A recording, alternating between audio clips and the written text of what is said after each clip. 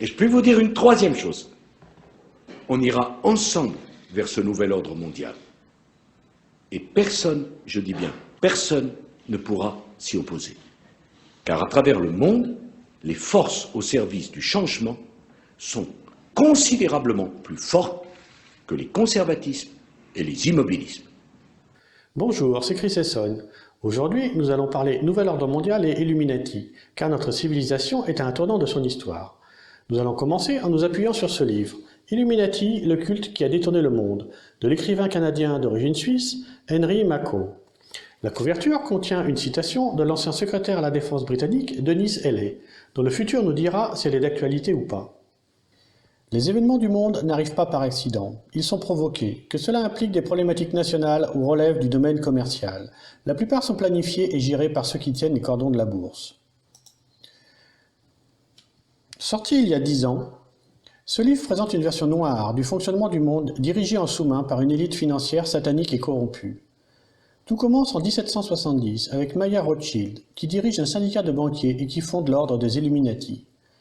La couverture arrière nous indique: aussi bizarre et incroyable que cela puisse paraître, l'humanité a été colonisée par un culte satanique appelé les Illuminati. Ce culte représente les banquiers maçonniques et juifs, qui ont usurpé un monopole sur le crédit du gouvernement, qui leur permet d'exiger des intérêts sur les fonds qu'ils créent à partir de rien. Naturellement, ils veulent protéger ce privilège en le traduisant dans un monopole politique et culturel. Cela prend la forme d'un gouvernement mondial totalitaire dédié à Lucifer, qui représente leur mépris de Dieu. Ainsi, les gens qui contrôlent les cordons de notre bourse conspirent contre nous, pour nous distraire et nous contrôler. Ils ont utilisé un vaste réseau occulte, la franc-maçonnerie, pour infiltrer la plupart des organisations, en particulier le gouvernement, les agences de renseignement, le système éducatif et les médias de masse. L'humanité est repensée pour servir les Illuminati. Ils portent atteinte à des institutions comme celle du mariage et de la religion, et promeuvent la dépravation, le dysfonctionnement, la corruption et la division. Ils ont orchestré 2 guerres mondiales et en planifié une 3e. Je vais seulement reprendre une partie de la page d'ouverture pour donner un avant-goût de la situation. S'il s'agissait d'un sujet de livre, il serait rejeté pour cause d'invraisemblance. Nos dirigeants ne sont pas choisis pour leur intelligence ou leurs accomplissements, mais plutôt grâce à leur capacité de gagner la confiance des peuples pour mieux les trahir. Ils sont choisis par une petite clique satanique de banquiers kabbalistes et de francs-maçons qui contrôlent les finances mondiales et les médias. Nos dirigeants sont les membres subalternes de ce culte international, appelé l'ordre des Illuminati. Nous avons remplacé le gouvernant par une caricature de gouvernement, par un président pris dans la foule, au milieu de nos créatures, de nos esclaves, gloussent les maîtres du plan. Beaucoup de dirigeants sont maintenus dans la ligne en les faisant se livrer à des rituels occultes effroyables, y compris à des sacrifices humains, à des orgies sexuelles, à la pédophilie, au viol, à la torture et au meurtre. L'objectif des Illuminati est de dégrader et d'asservir l'humanité, mentalement et spirituellement, si ce n'est physiquement. L'influence de ce groupe est comme un cancer qui s'étend sur toute la société. Il a subverti de nombreuses organisations apparemment bienveillantes, comme les organismes de bienfaisance et les corporations professionnelles. Et la plupart des mouvements politiques, en particulier le sionisme, le communisme, le socialisme, le libéralisme, le néoconservatisme et le fascisme. C'est pourquoi la société semble être dirigée par des hommes sans âme, avec des visages pincés, qui crachent des platitudes et exsudent le mal.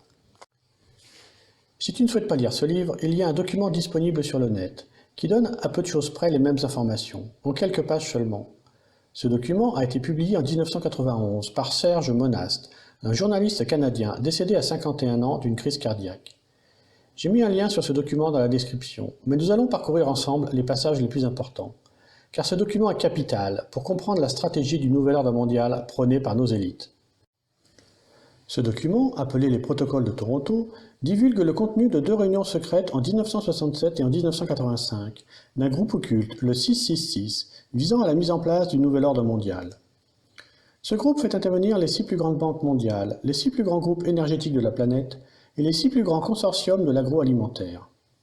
Cette réunion aboutira au contrôle du commerce mondial, de l'énergie et de l'agroalimentaire, incluant les médicaments et les vaccins. Toutes les périodes historiques ayant mené à la décadence des civilisations étaient toutes marquées, sans exception, par l'esprit d'errance des hommes. Aujourd'hui, nous devons faire en sorte que cet esprit se traduise par une société mondiale du loisir, sous toutes ses formes. Ce loisir doit se composer du sexe, des drogues, du sport, des voyages, l'exotisme et des loisirs en général, mais accessible à toutes les couches de la société. L'homme doit arriver à croire qu'il est moderne et que sa modernité est composée de sa capacité et de sa possibilité de pouvoir jouir largement et maintenant de tout ce qui l'entoure. Pour parvenir à cet objectif, il est impératif de pouvoir infiltrer les médias, radio, télévision, journaux, les milieux de la mode et la culture, les milieux de la nouvelle musique, par lesquels nous influencerons à coup sûr toutes les couches des sociétés occidentales. Ainsi, en tenant sous la coupe des sens la jeunesse, les adultes de demain, nous aurons par conséquent la voie libre pour infiltrer et transformer en profondeur, sans être inquiétés, le politique, le système légal et l'éducation, ce qui nous permettra de modifier en profondeur le cours, l'orientation future des sociétés visées par notre plan. Nous devons faire en sorte de faire des exceptions dans différentes sphères de la société, comme devant être de nouvelles règles générales applicables à tous, un objectif premier de toutes les futures contestations sociales menées par la jeunesse des nations. Ainsi, l'exception deviendra le détonateur par lequel toute la société historique s'effondrera sur elle-même, dans un essoufflement et une confusion sans précédent. Les fondements de la société occidentale, dans leur essence, proviennent en ligne droite de l'héritage judéo-chrétien. C'est précisément ce même héritage qui fit de la famille, le nœud, la pierre angulaire de tout l'édifice social actuel. Nos prédécesseurs, qui avaient financé les écrivains révolutionnaires de la fin du XIXe siècle et du début du XXe siècle, avaient compris l'importance de fractionner, puis de faire éclater ce noyau vital, s'ils voulaient, en Russie, parvenir à mettre en place le nouveau système communiste d'alors. Pour aboutir avec certitude à la construction d'un gouvernement mondial, un nouvel ordre mondial communautaire, où tous les individus, sans exception, seront soumis à l'État mondial de l'ordre nouveau, nous devons, en premier lieu, faire disparaître la famille, ce qui entraînera, du même coup, la disparition des enseignements religieux ancestraux, et en deuxième lieu, niveler tous les individus, en faisant disparaître les classes sociales, en particulier les classes moyennes. Mais nous devons procéder de manière à ce que tous ces changements apparaissent comme étant issus de la volonté populaire, qu'ils aient l'apparence de la démocratie. En se servant de cas isolés, mais en les amplifiant à l'extrême, avec l'aide de contestations étudiantes noyautées par nous, de journalistes favorables à notre cause et de politiciens achetés, nous parviendrons à faire mettre en place de nouveaux organismes ayant toutes les apparences de la modernité, tel un bureau de la protection de l'enfance, protégé par une charte des droits et des libertés. Pour la réussite de notre plan mondial, le plan rouge, il nous faut faire implanter dans toutes les sociétés occidentales des années 70 des bureaux pour la protection de l'enfance, dont les fonctionnaires, de jeunes intellectuels sans expérience, fraîchement sortis d'université, où sont mis en évidence nos principes mondialistes, feront respecter à la lettre, sans discernement, la charte des droits de l'enfant. Qui osera s'opposer à cela, sans en même temps être identifié aux barbaries du Moyen-Âge? Cette charte, laborieusement mise au point dans nos loges, nous permettra enfin de réduire à néant toute autorité parentale, en faisant éclater la famille en individus farouchement opposés les uns aux autres, pour la protection de leurs intérêts personnels.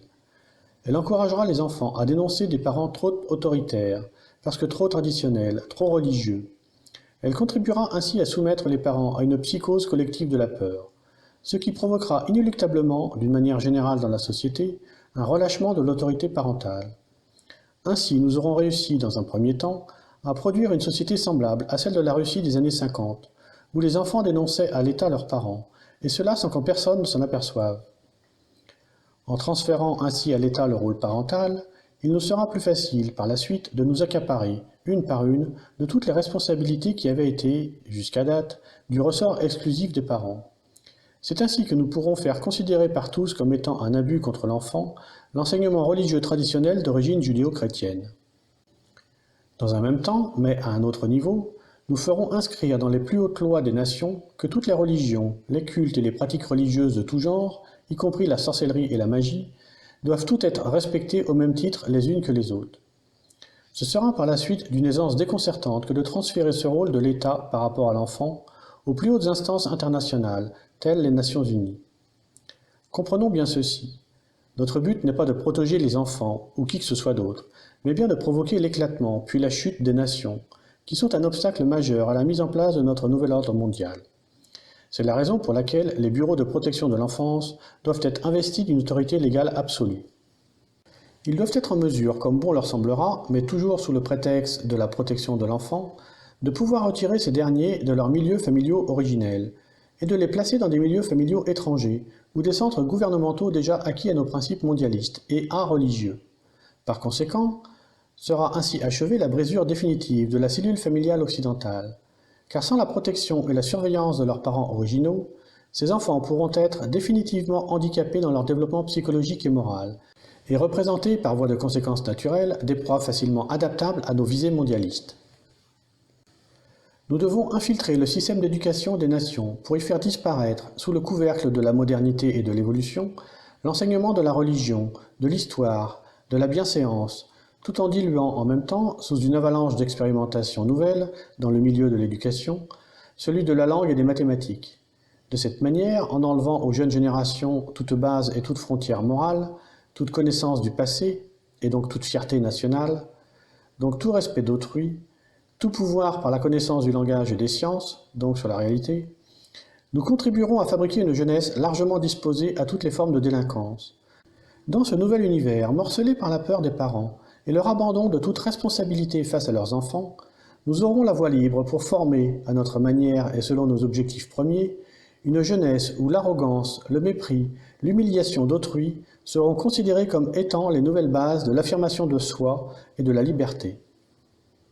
Mais nous savons, à même l'expérience du passé, qu'une jeunesse semblable est d'ores et déjà condamnée à son autodestruction, car celle-ci est foncièrement individualiste, donc anarchiste par définition. En ce sens, elle ne peut aucunement représenter une base solide pour la continuité de quelque société que ce soit, et encore moins une valeur sûre pour la prise en charge de ces vieillards. Pour achever l'éclatement de la famille, du système d'éducation, donc de la société en général, il est primordial d'encourager la liberté sexuelle à tous les échelons de la société occidentale. Il faut réduire l'individu, donc les masses, à l'obsession de satisfaire leurs instincts primaires, par tous les moyens possibles. Par des hommes de science et des laboratoires financés par nos loges, nous avons réussi à faire mettre au point un procédé chimique qui révolutionnera toutes les sociétés occidentales et reléguera aux oubliettes pour toujours les principes moraux et religieux judéo-chrétiens. Ce procédé, sous forme de pilule, ouvrira la voie toute grande à la liberté sexuelle, sans conséquence. Cette porte ouverte pour l'encouragement à la liberté sexuelle, au divorce, à l'avortement sur demande, à la reconnaissance légale des diverses formes d'homosexualité, nous aidera à modifier en profondeur les bases historiques du droit légal des sociétés. Elle sera un atout majeur pour pousser l'ensemble des individus à un relâchement général des mœurs, pour diviser les individus les uns par rapport aux autres, selon leurs instincts et leurs intérêts propres, pour détruire l'avenir de la jeunesse en la poussant aux expériences néfastes de la sexualité hâtive et de l'avortement, et pour briser moralement les générations futures en les poussant à l'alcoolisme, aux drogues diverses, dont nos officiers supérieurs des loges internationales se chargeront d'en prendre le contrôle au niveau mondial, et au suicide, celui-ci considéré par une jeunesse désabusée et abandonnée à elle-même, comme étant une fin chevaleresque. Décevons la jeunesse des nations en lui montrant ses parents comme étant irresponsables, irreligieux, immoraux, ne cherchant en définitive que le plaisir, l'évasion et la satisfaction effrénée de leurs instincts, au prix du mensonge, de l'hypocrisie et de la trahison. Faisons du divorce et de l'avortement une nouvelle coutume sociale, acceptée par tous. Poussons-la ainsi à la criminalité sous toutes ses formes. Le tissu social étant ainsi bouleversé à jamais, il nous sera dès lors possible d'agir sur le politique et l'économique des nations, afin de les soumettre à notre merci, pour en venir à accepter de force nos plans d'un nouvel ordre mondial. Car, il faut bien se l'avouer, les nations, dépourvues qu'elles seront alors de pouvoir compter sur une jeunesse forte, sur une société où les individus, regroupés autour d'un idéal commun, renforcés par des remparts moraux indéfectibles, auraient pu lui apporter son soutien historique, ne pourront qu'abdiquer à notre volonté mondiale. Toujours pendant cette période d'étourdissement général, nous en profiterons aussi pour acheter ou éliminer, selon les nécessités du moment, tous les dirigeants d'entreprises, les responsables des grands organismes d'État, les centres de recherche scientifique, dont l'action et l'efficacité risqueraient de donner trop de pouvoir aux États-nations. Il ne faut absolument pas que l'État devienne une force indépendante en elle-même qui risquerait de nous échapper et de mettre en danger nos plans ancestraux. Nous veillerons aussi à avoir une mainmise absolue sur toutes les structures supranationales des nations. Ces organismes internationaux doivent être placés sous notre juridiction absolue. Dans le même sens, et pour garantir la rentabilité de notre influence auprès des populations, nous devrons contrôler tous les médias d'information, Nos banques verront donc à ne financer que ceux qui nous sont favorables, tandis qu'elles superviseront la fermeture des plus récalcitrants. Cela devrait en principe passer presque inaperçu dans les populations, absorbées qu'elles seront par leur besoin de faire plus d'argent et de se divertir. Les propriétaires ruraux, par leur indépendance économique, leur capacité à produire la base de l'alimentation des États, sont une menace pour nous et nos plans futurs. Entassés dans les villes, ils seront plus dépendants de nos industries pour survivre. À travers l'État, attachons-nous à bien mettre en évidence le respect obligatoire de la diversité des cultures, des peuples, des religions, des ethnies, qui sont autant de moyens pour nous de faire passer la liberté individuelle avant la notion d'unité nationale, ce qui nous permettra de mieux diviser les populations des États-nations, et ainsi les affaiblir dans leur autorité et dans leur capacité de manœuvrer. Lorsque les États-nations seront ainsi affaiblis par autant de luttes intestines, toutes fondées sur la reconnaissance des droits des minorités à leur indépendance, que les nationalistes divisés en différentes factions culturelles et religieuses s'opposeront aveuglément dans des luttes sans issue, que la jeunesse aura totalement perdu contact avec ses racines, alors nous pourrons nous servir des Nations Unies pour commencer à imposer le nouvel ordre mondial. La réunion de 1985 visait à la chute des États-nations et la prise de pouvoir par les Nations Unies. Le lien est dans la description de la vidéo, et on va la balayer rapidement. On y découvre que l'avènement des ordinateurs et des autoroutes de l'information ont été prévus dès 1956 par les Rothschild, pour mieux suivre tous les individus au sein d'un réseau mondial. Dans le plan prévu, on y découvre également l'avènement d'une société de loisirs basée sur les jeux vidéo, l'émergence de la contestation étudiante pour l'écologie, la promotion du libre-échange international, l'immigration massive provoquée pour déstabiliser les États, le transfert de l'économie vers les pays de l'Est, la Russie ou la Chine, le vrai rôle du FMI et de la Banque mondiale, la perte du contrôle de l'économie par les États, le contrôle des médias et de la culture, la vraie raison de l'interventionnisme américain, la volonté d'augmenter le chômage dans les pays occidentaux et l'émergence du risque de guerre civile, la raison d'être des budgets d'austérité, le transfert des forces militaires à l'ONU, les guerres sans fin et le contrôle des médias, le contrôle des armes à feu et le rôle des attaques terroristes, le contrôle du climat et de la chaîne alimentaire par des armes électromagnétiques, les tremblements de terre provoqués par des armes électromagnétiques, la destruction de la jeunesse et le pillage du tiers-monde.